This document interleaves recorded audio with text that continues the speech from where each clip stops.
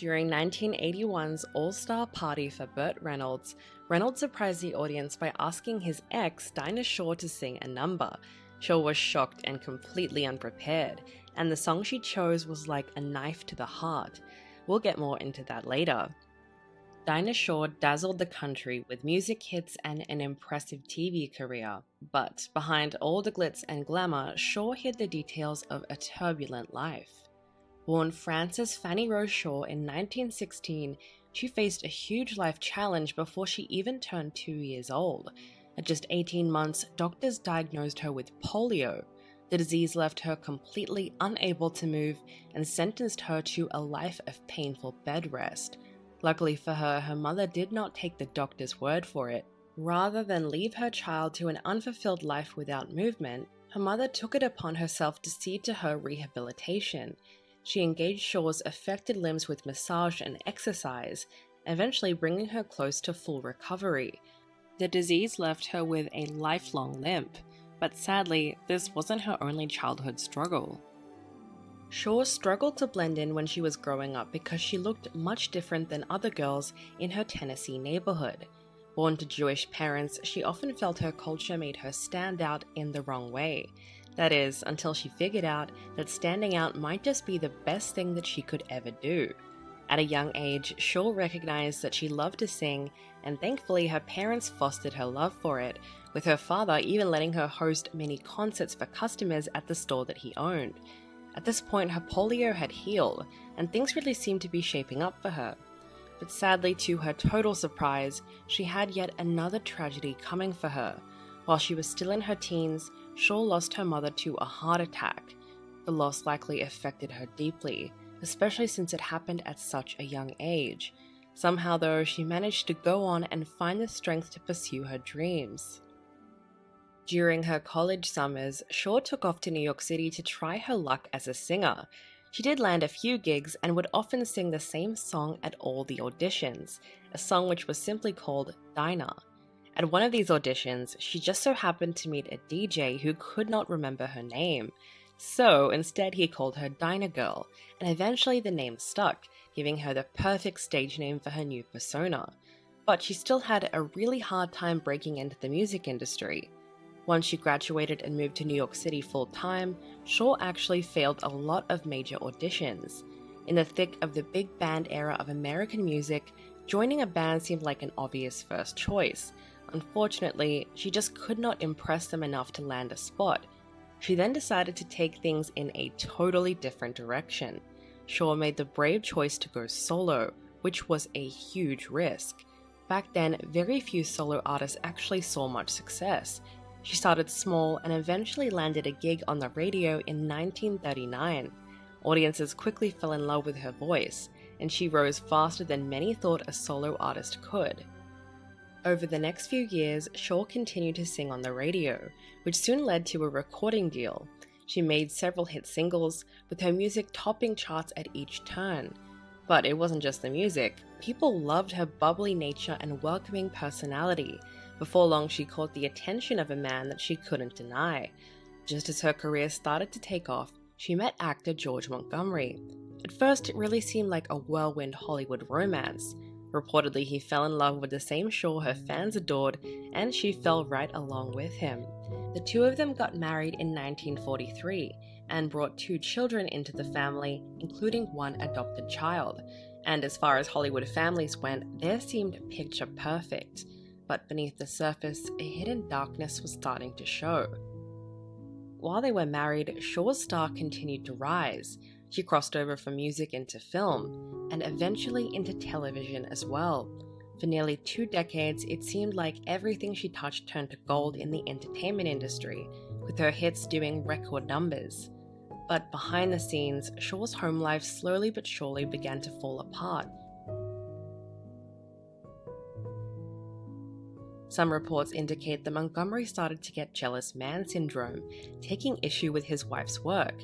The thing is, he was still working as an actor, but his success didn't hold a candle to that of his wife's, which meant that he was pretty much known as Dinah Shore's husband, and eventually it all became too much for him. To make matters worse, rumors of infidelity started to swirl around the couple. In 1961, Montgomery traveled abroad to film the movie Samar, with the notably gorgeous Ziva Rodan as leading lady. He most likely traveled to work throughout the marriage several times, but this time, the news coming back to Shore completely broke her heart. And the press was relentless, as reports of a torrid affair taking place between Montgomery and his co-star littered the tabloids.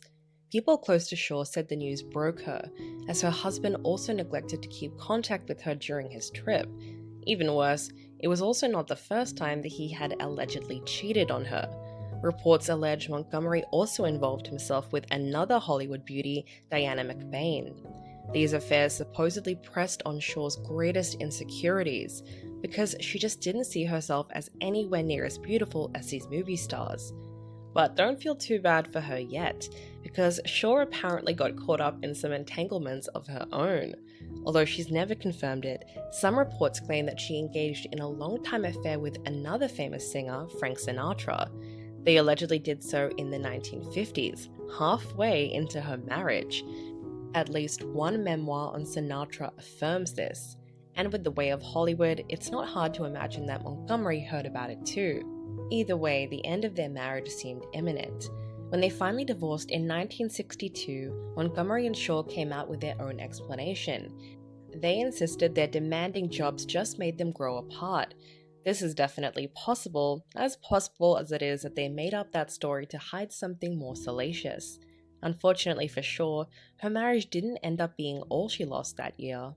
Among all the stress of the end of her marriage, Capitol Records dropped her from their label. To be fair, her success in the music industry had started to wane over time, but it still must have been an unexpected blow to her career. Although you might say this was her rock bottom, it was just the stepping stone she needed to disappear from Hollywood for a while and refocus on herself. Not long after finalizing her divorce in 1962, it seemed like she found love again. Shore married a tennis player named Maurice F. Smith less than a year after leaving Montgomery. Now, there is such a thing as quick romance, but to go from a divorce to a second marriage in about a year definitely seems a bit drastic. Shore probably came to regret the speed with which she married Smith, judging by the things she claimed about him later on.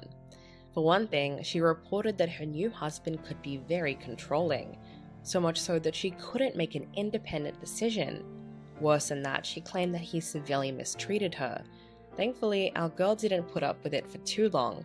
Less than a year after the wedding, she divorced her second husband. At this point, she might have sworn off all men, because for the next few years, Shore focused her attention on her children and nothing else. It was only in 1970, with her children much more grown up, that she finally felt ready to return to entertainment full time. And when she did, she came back with a vengeance. Shore returned to television screens and bounced back into popularity by starring in her own variety show, Dinah's Place. The audiences loved her and her unique interactions with celebrities. Rather than hosting sit-down interviews, she encouraged her guests to teach her and the audience their hidden skills. Once again, her star rose with no sign of stopping. Then came the one episode that changed her life forever. In 1970, Shore welcomed actor Burt Reynolds to an episode on her show. Though still technically at the beginning of his career, Reynolds already boasted several successful television and film roles. More than that though, he held a strong spot amongst Hollywood's hottest male heartthrobs. But one look at Shore totally decimated him. His instant attraction to her probably shocked him. After all, not many 34-year-old men gloated about attractions to women in their 50s. But as Reynolds continued to claim for years following their first encounter, he wanted Shore from the very first time they met. Not only that, but he arrived at her show ready to put his money where his mouth was. Reynolds just couldn't leave the set without trying for a chance with her. This man pulled out all the stops. He asked her out, not just on a regular dinner date either. He invited her to come with him to Palm Springs to take some time to get to know each other better. That grand invitation might have easily swayed a younger actress, but Shore was not impressed. It's possible that she thought he was too young for her. She might have been flattered, but decided it wasn't a good idea for whatever reason, so she politely turned him down. But shortly after their first meeting, they bumped into each other again. This time, neither of them could deny the chemistry between them. Shore finally agreed to go out with Reynolds, and found herself falling for him at an alarming rate. It sounds like some type of age gap fairy tale romance. But one little detail almost ruined the whole thing. An actress living in his home at the time. Allegedly, Reynolds started dating Miko Miyama, a Japanese actress, sometime before he met Shore. Reports even go so far as to claim that Miyama felt Reynolds planned to propose to her, so it was pretty serious. But now that he was head over heels for Shore, he needed to make Miyama disappear, and fast, which is just what he did. Apparently, he paid her off to leave his home and their relationship without making a scene. She left peacefully enough, which makes sense considering the convertible and weekly payment that he supposedly promised to give her. With the ex now out of the way, Reynolds turned his full attention to the woman of his dreams. Shore and Reynolds spent the next few years together in a relationship that ultimately became a Hollywood legend. They just made sense together and enjoyed each other's company. Shore called their time comfortable and ordinary, and after her past, it's not hard to understand the appeal, even as the age difference began to show. Compatibility aside, Shore's maturity still contrasted with Reynolds' youth. She catered to him when she needed to, even letting him beat her at tennis. When it came to their careers though, she probably feared a situation like her first marriage, as Reynolds didn't have nearly as many accolades as she did yet. But he proved her wrong. Not only was he not bitter, but he also praised her accomplishments and looked to her for advice about his own career. While he said he didn't necessarily always agree with her, he admitted suggestions on his career always proved correct over time. So it truly sounded like a match made in heaven. The only downside? The world was determined to tear them apart. Many people hated their relationship, and the press taunted them mercilessly. Tabloids loved to place the two of them on covers, calling Shore a cougar and finding all kinds of ways to disparage their union. It was all extremely cruel, and likely would have never happened if Reynolds was the older one. The couple mostly managed to ignore the gossip, but in the end, the difference in their ages caused the end of their relationship. The sad part is that Reynolds was utterly devoted to Shore and wanted to marry her, hoping to even start a family. Unfortunately though, she refused to marry him, knowing she couldn't bear any children at her age. Reynolds felt that problem could be easily solved with adoption, but Shore didn't find that to be the only thing holding them back. She also worried about the experience of aging while she was with him. In her own words, she just didn't want to grow old in his arms. She worried about getting visually older, and probably worried that Reynolds would feel less attraction to her as she wrinkled. Tragically, these seemingly minor differences eventually brought their romance to a sad end. Reynolds was the one who ultimately broke up with Shore. He couldn't get past her unwillingness to marry him and adopt a child, and she refused to bend an inch on her decision. The two went their own ways amicably, and he continued to date and eventually got married. But their story wasn't over yet. In 1981, 6 years after the couple had called it quits, Shore and Reynolds had quite an awkward reunion on the television special All-Star Party for Burt Reynolds. The actor surprised the audience by asking his best friend to sing a number. The look on Shore's face when her ex-partner announced her name was unforgettable. Considering the flabbergasted expression, she clearly had not expected to be called out by Reynolds. Still, she nervously joined him in front of the cameras and sang a heart-wrenching rendition of The Glory of Love while embracing him. The mutual affection still lingered, and according to Reynolds, he never truly got over it. In fact, he claimed to the end that even though he married someone else, Shore stood as the love of his life. She always spoke very fondly of their relationship as well. More interestingly though, it started quite the spicy trend for her. Reynolds didn't end up being the only younger man that Shore dated. Maybe word got around that age didn't hold her back at all. and she reportedly went on to date many other famous younger men. Her roster allegedly included actor Ron Ellie, singer Andy Williams, and actor Wayne Rogers, and her career shifted a whole lot over time too. Throughout the 70s, she continued to dazzle on screen while managing to keep it mostly separate from her love life.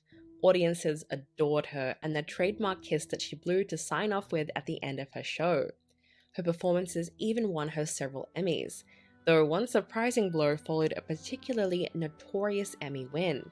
In the same telegram NBC sent to her congratulating her for her win, they notified her of the show's immediate cancellation, claiming they needed the slot for game shows. This must have been a cruel blow. Thankfully though, it didn't mean the end of Dinah Shore. She came back swinging with the show Dinah shortly after. Even though it marked a bit of a restart, she managed to bring in excellent numbers, competing with seasoned talk show hosts like Merv Griffin. Her show ran for several more years and boasted several notable guests, including one famous guest who made a point of speaking to her first. Shore lived through several notable moments in American history, including the controversial presidency of Ronald Reagan. When the Reagans left the White House in 1989, multiple reporters likely vied for the chance to speak to them, but it was Shore who landed the very first interview with the First Lady, which just goes to show you how respected she actually was. And besides that, entertainment wasn't the only place where she shined. While she enjoyed playing tennis, she also excelled in a sport that women didn't involve themselves too much with in her time: golf. It started with a request for her to host a tournament, and ended up cemented in sport history. After hosting that tournament in 1971 in Beverly Hills, California, Shore became an avid player of the sport, using her influence to encourage other women to play as well. Her influence did so much that the country club named the tournament after her. This is even more impressive when you realize that she shouldn't have been allowed there in the first place.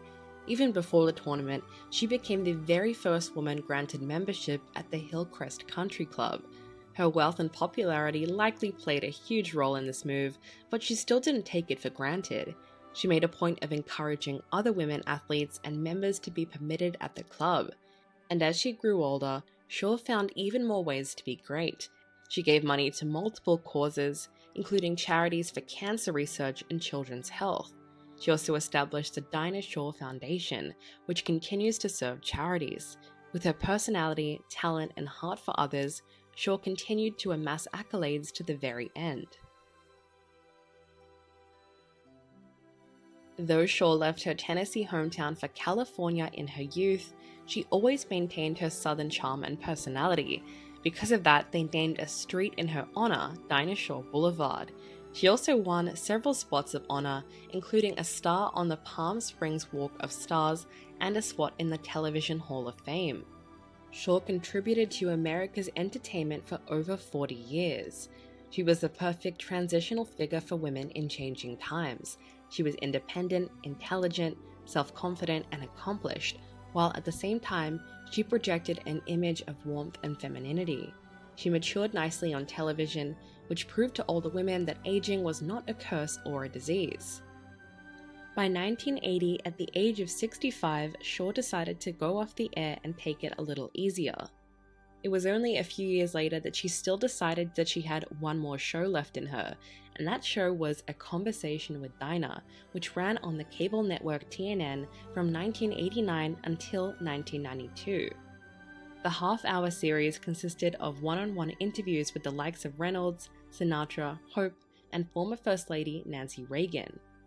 In 1993, doctors diagnosed Shore with ovarian cancer. She sadly succumbed to the disease the very next year, just days before her 78th birthday. Her family cremated her, spreading her ashes among family members and burying the rest at 2 memorial cemeteries. Fans were extremely upset by her passing, as she was such a beloved figure by the end of her life. With a career that spanned over 6 decades, Shore left an incredible mark on the entertainment industry and became one of America's most loved celebrities. Her influential career and timeless music continue to inspire and empower women, making her a trailblazer in the industry. Today, her legacy continues both through her music and through the many female talk show hosts that walked through the doors that she opened. More than that, the love story of Shore and Reynolds continues to resonate with fans and serves as a reminder of the complexities of love in the public eye. Each left an incredible mark on the entertainment industry, with Shore's contributions to music and television inspiring countless artists, and Reynolds' iconic roles influencing a generation of actors. Their romance, which is characterized